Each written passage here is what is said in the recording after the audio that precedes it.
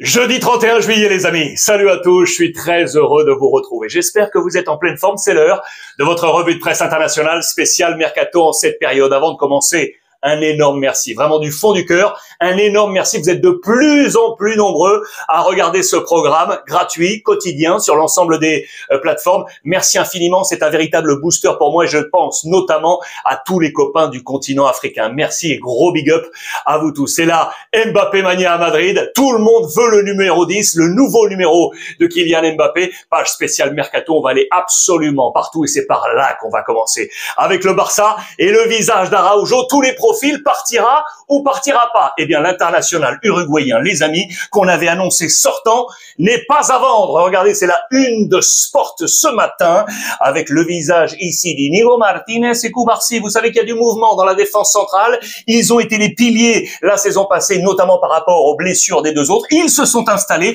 Ils devraient être les titulaires d'Hansi Flick pour cette nouvelle saison. Mais il y a eu discussion entre le coach et l'Uruguayen. Ce dernier lui a très clairement dit qu'il comptait sur lui, qu'il allait avoir du poids. Du coup, Araujo, je vous rappelle que dans son contrat, il avait la possibilité jusqu'au 15 juillet de lever une option qui plaçait sa clause à 65 millions d'euros. Une clause basse jusqu'au 15 juillet. Il a décidé de ne pas activer cette clause et du coup, eh bien, il va rester au FC Barcelone. Que va-t-il se passer en défense centrale et quid du coup de Christensen? Le Barça a besoin d'argent, on avait placé ces deux hommes éventuellement vers la porte de sortie. Eh bien, lui non plus, il ne veut pas bouger, il veut jouer au Barça. Il lui reste encore une année de contrat. Attention à la gestion de tout ça pour Hansi Flick, mais l'information elle est là. Araujo va rester au FC Barcelone. Lui aussi va rester.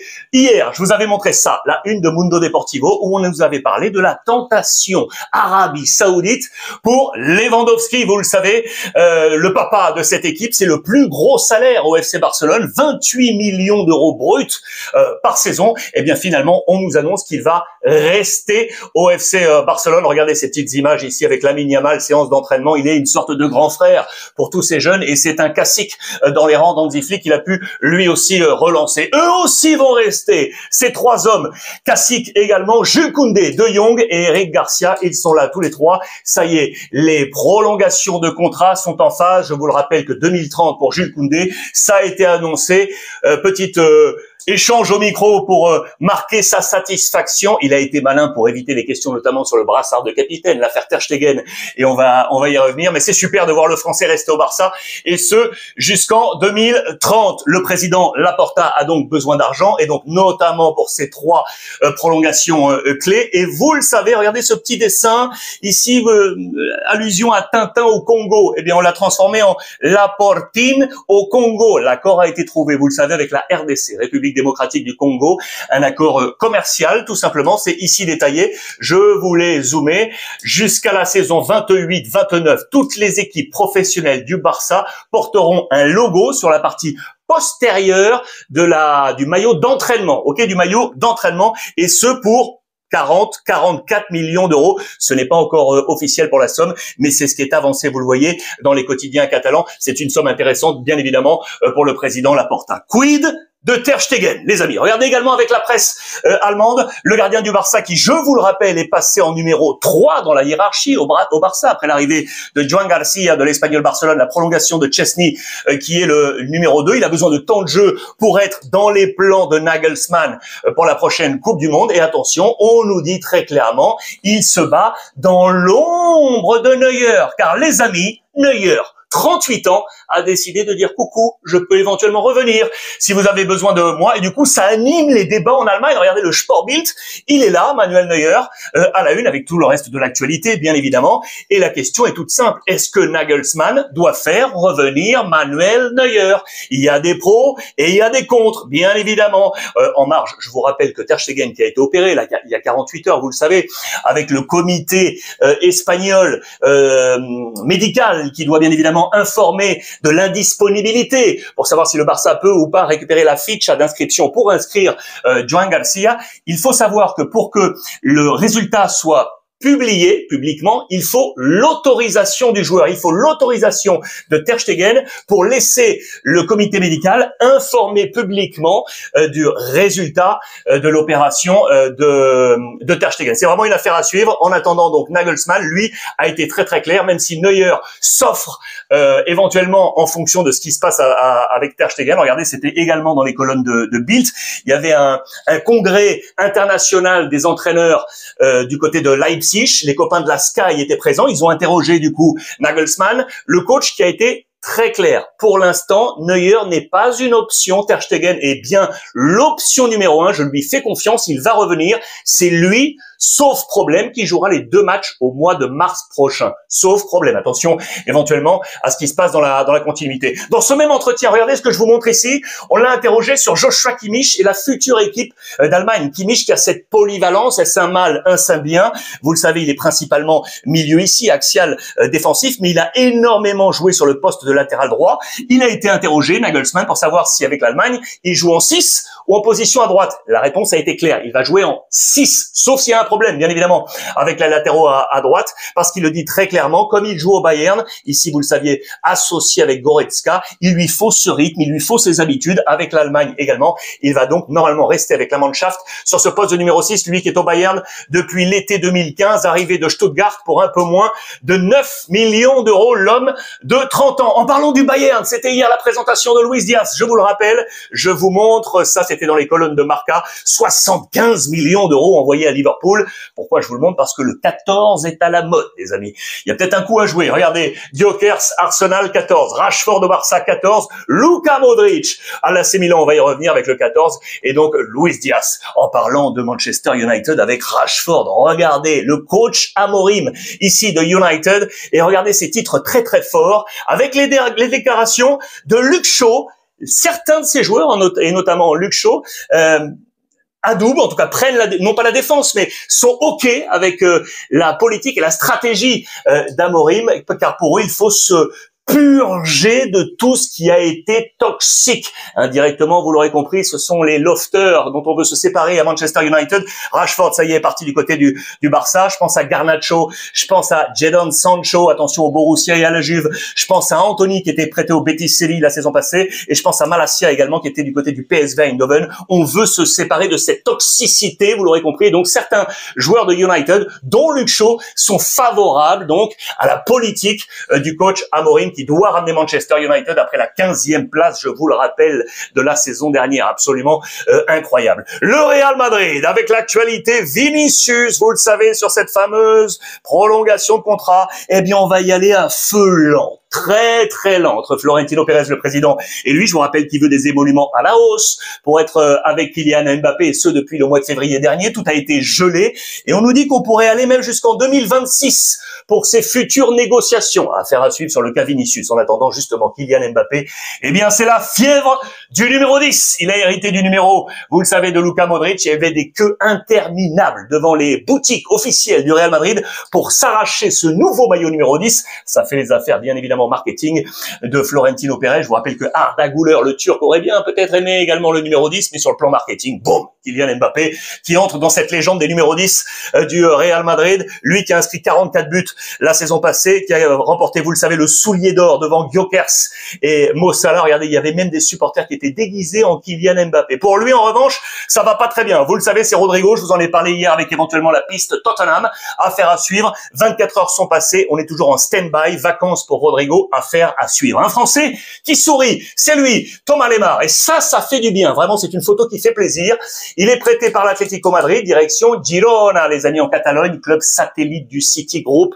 Vous le savez, avec les mêmes partenaires économiques. Aujourd'hui, la valeur marchande du trentenaire, il a 29 ans, Thomas Lemar, est à 5 millions d'euros. Elle avait atteint un pic à 70 millions d'euros. On était en 2018. Lui qui est passé par les jeunes du Stade Malherbe de Caen, puis l'AS Monaco en 2015 pour 4 millions. millions. Puis l'Atlético en 2018, justement, pour 72 millions d'euros. Eh bien, il est prêté aujourd'hui par l'Atlético. Thomas Lemar, ça fait du bien. J'adore cette petite photo avec le sourire. La Juve, les amis, qui va compter sur d'autres sourires également, qu'on connaît bien. Monsieur Randal Kolo Muani et Jonathan David, l'international canadien. Est-ce qu'on va réussir, lui, à le garder? Et avec lui, ça nous donnerait du goal et encore plus du but du côté de la Juve, à condition de se séparer, vous le savez, du numéro 9 actuel. Vlahovic, c'est le dossier avec l'AC Milan. On commence à être d'accord du côté de la Juve, mais il faudrait qu'il y ait éventuellement des joueurs également qui soient amenés dans le cartable de la part de l'AC Milan. C'est une affaire à suivre. Colo, c'est en discussion, vous le savez, avec le Paris Saint-Germain.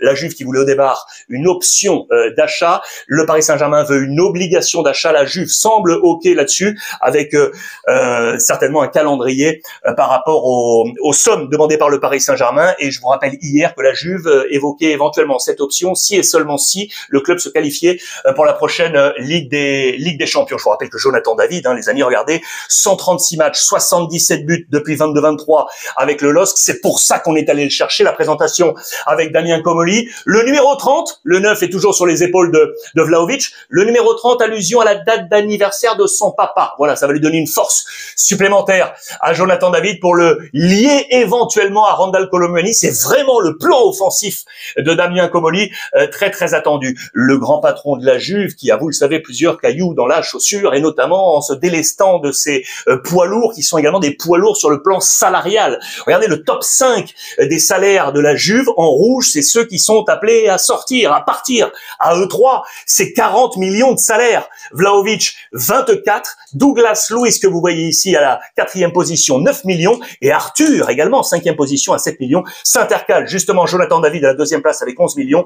Et Bremer, 9,5 millions d'euros. Il faut trouver des solutions à tout ça pour baisser la masse salariale et la réutiliser pour d'autres profils, bien évidemment. Lookman, j'ai l'impression de vous dire la même chose tous les jours. Oui ou non? Enfin, les dernières 24 heures, c'est ce qu'on peut espérer. En tout cas, on pense que ça y est, c'est l'assaut final. On semble s'être entendu entre l'Inter et l'Atalanta Bergame. D'ailleurs, je vous ai montré, regardez, le top 10 des clubs avec lesquels on fait les affaires. L'Inter Milan, et ce depuis la saison 2015-2016, donc ça fait 10 ans. Les vendeurs vers qui l'Inter a acheté, eh bien, le numéro 1, c'est Sassuolo, avec 84,70 millions d'euros lâchés par l'Inter à Sassuolo en 10 ans. Eh bien, l'Atalanta, regardez, t'as la 2e place qui monte. Il y a de bons rapports avec le club de l'Atalanta, même si là, ça bloque pour l'instant avec Lookman. 3e position, c'est Manchester United. C'est le premier club étranger. Il y a le Bayern également ici, vous voyez, ou encore le Sporting Lisbonne à la 10e place. Pourquoi Manchester United avec 75,10? Parce qu'on a en tête, bien évidemment, l'arrivée de Lukaku en 2019 pour quasiment la totalité, 74 millions d'euros pour l'Inter Milan. Chivou le veut absolument, Lookman, parce qu'il veut l'associer, vous le savez, à ces 4 fantastiques devant, avec Lautaro, avec Boni qui vient d'arriver de Parme, avec Thuram ou encore le jeune Pio Esposito. Il y a plein de schémas tactiques possibles dans lesquels on viendrait intégrer Lookman. Chivou le veut absolument. Il y a des sortants également du côté de l'Inter avec plusieurs profils. Je vous rappelle que Dumfries, ça ne se fera pas avec le Barça. On a du monde, et notamment donc Jules Koundé sur le côté. Il y avait une clause favorable, moins chère jusqu'à une certaine date. Elle est en train de s'évaporer, donc terminé. Ça ne devrait pas être du côté du Barça. Va-t-il rester, oui ou non, à l'Inter? Et puis il y a des dossiers chauds, notamment avec Aslani qui est en plein bras de fer, 23 ans, arrivé en 2022. Lui ne veut pas de club extérieur. Il veut rester en Serie A. C'est une complexité pour le président BP Marotta. Chivou qui compte pour l'instant également dans ses plans la position ici de Bissek. Il y a une possibilité avec, regardez, Crystal Palace. C'est à voir parce que pour l'instant, on n'a pas encore trouvé la somme. On attendait 40 millions d'euros. On serait à 32 millions d'euros du côté du club anglais. L'Inter qui aurait déjà des vues sur un possible remplaçant, ce serait De Winter du Genoa à faire, à suivre. Voilà ce qui se passe un peu du côté de la musique interne. À noter également en plan de sortie du côté de l'Inter, Zielinski, je vous en avais déjà parlé, 31 ans, attendu notamment du côté de l'Arabie Saoudite dans les plans de BP Marotta. La folie Luka Modric, je parlais de la folie Kylian Mbappé, le numéro 14, là aussi on s'arrache tout ça. Il était en vacances notamment avec son copain Kovacic. Il va rentrer, ça y est, dans les plans de Max Allegri, de ce nouveau Milan, avec notamment une défense de fer, une grande verticalité, ces nouveaux termes-là forts qu'on utilise dans le football d'aujourd'hui. Sachez que Milan joue en ce moment même, à l'heure de l'enregistrement de cette pastille, en Australie face à Perth, et Milan, à l'heure de jeu, menait 6-0. Ça a peut-être évolué, hein, vous me direz tout ça ça sur les réseaux sociaux. Leao a notamment marqué. Regardez comment Modric va rentrer dans ce schéma. Derrière Leao, justement, dans cette ligne de 3 avec Ricci arrivé du Torino. Loftus-Cheek complètement relancé, impeccable, avec Jachari qu'on attend toujours en provenance de Bruges du côté de l'AC Milan. Le Napoli, ça y est, Osimhen, c'est officiel. Avec Galatasaray, c'est le plus gros transfert de l'histoire du football turc. 75 millions d'euros. C'était dans les colonnes de Marca ce matin. Voilà qui fait les affaires, bien évidemment, d'Antonio Conte. Il est en stage du côté des Abruzzes en Italie. C'est à la même latitude que Rome, sur l'est, sur la côte orientale de l'Italie. Les Abruzzes, c'est là que le camp de base actuellement du Napoli, qui attend également impatiemment, fort de l'argent peut-être d'Osimhen, Juanlu du FC Séville, latéral droit, très très attendu, avec une offre très cohérente de la part du Napoli. Il faut savoir que pour l'instant, Antonio Conte, dans son schéma avec les nouveaux Lang, De Bruyne, Bekema et Milinkovic, là travaille donc sur le poste de latéral droit. Je vous rappelle, pour l'instant, c'est Di Lorenzo qui est là à 31 ans, le capitaine, c'est une certitude, c'est un classique.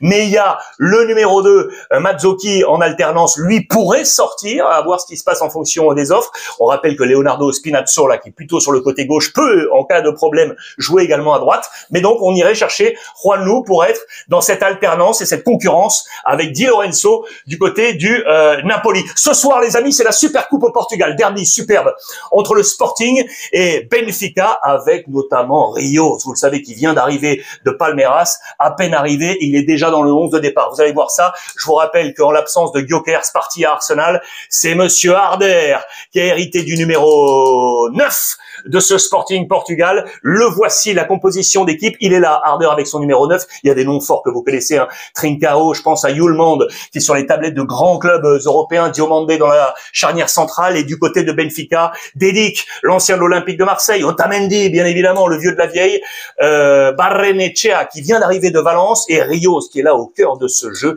Derrière, Pavlidis, là, il y a un sacré choc de buteurs qui va s'imposer ce soir pour succéder au FC Porto, les amis, qui avait remporté la dernière édition. 24, c'est le record pour le Porto dans cette Super Coupe. Benfica est derrière avec 9, le Sporting avec 9, Boavista 3 et le Vitória Guimarães ici en 1988 avec un trophée. Dans le même temps, Porto, regardez, qui s'est imposé 3-0 face à Famalicão. Intéressant de voir la politique de Porto qui bloque. Vous le savez, je vous l'ai dit, les Portugais sont de très bons acheteurs et de très bons vendeurs, notamment avec des clauses intelligemment placées. Ça, ce sont toutes les clauses de l'effectif du FC Porto. Quand vous regardez l'équipe qui s'est imposée hier, vous voyez là, les 6 de devant, eh bien, ce sont les 6 plus grosses clauses du FC Porto aujourd'hui. Ça va de 100 millions avec Borja Sainz, 100 millions pour Samu. Frodolt, qui est là au milieu de terrain, que vous voyez, est à 85 millions. William Gomez, là, sur le flanc gauche offensif, est à 80 millions.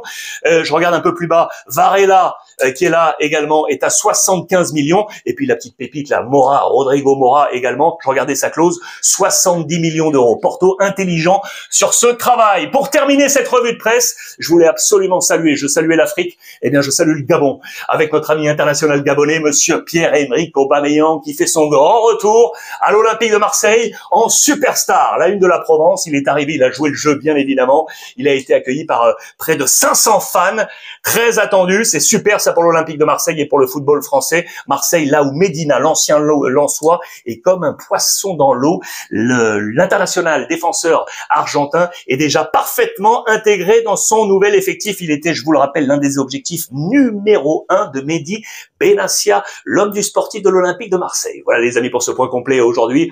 J'espère que cela vous aura plu. Faites-moi part de tous vos commentaires. Comme d'habitude, je vais les lire avec énormément de gourmandise. Je vous embrasse, bon après-midi à vous tous. Et n'oubliez pas, ultra important, profitez des vôtres les amis.